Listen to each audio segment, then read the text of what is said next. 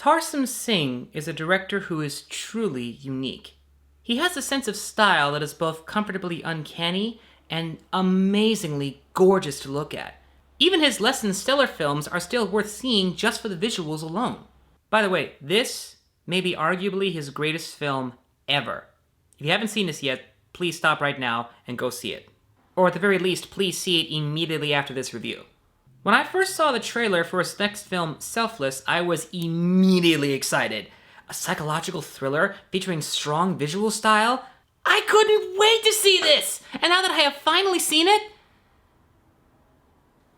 I am so incredibly bummed. Not only is it an unfortunate waste of a great story idea, but it doesn't even feel like Tarsem directed it. It feels like somebody else directed it. Like it was directed by some generic director who has no real sense of style or sense of flair at all. Yeah, I'm talking about him. I don't know what did or didn't happen or what caused Tarsem to suddenly turn so generic, but it is unfortunate because his style would have been perfect for this story. Instead, for some reason, he seems to have been on autopilot. Now, understand that is not to say that the movie is entirely horrible.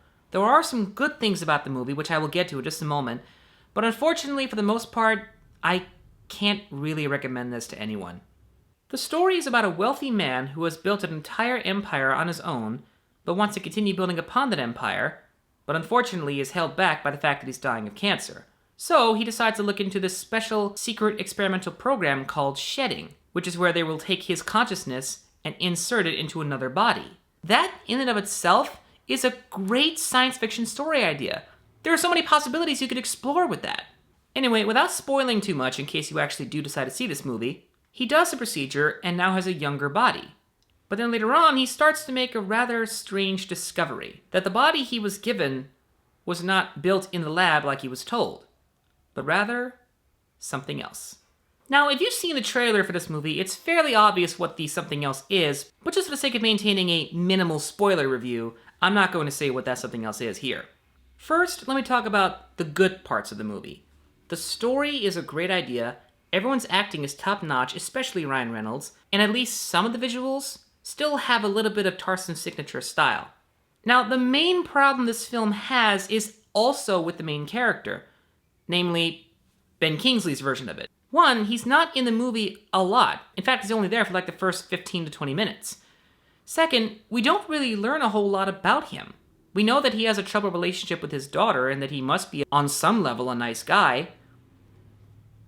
But we don't really know much about him other than his troubled relationship with his daughter. And then when he gets into Ryan Reynolds' body, the rest of the movie is all about him. I was actually surprised that there weren't moments where he was like, maybe looking into a mirror and he saw his older self there, or he started having conversations with his older self or something like that. Things like that are actually definitely the kind of things that Tarsem would normally do in his films.